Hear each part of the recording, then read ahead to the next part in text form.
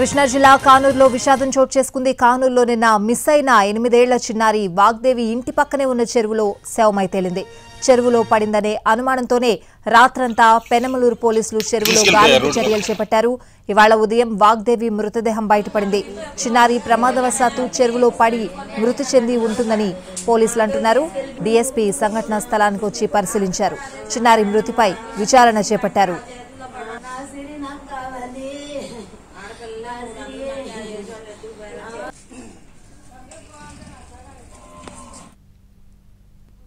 నేను ఆఫీస్కి వెళ్ళేటప్పుడు తీసుకెళ్ళానండి. ఇంట్లో నుంచి నాతోనే వచ్చింది.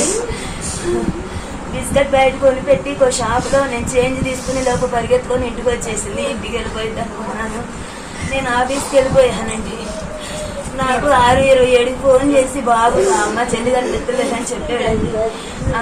తర్వాత ఏం జరిగిందో నాకు తెలియదు. ఎప్పటి నుంచి కనిపించలేదో కూడా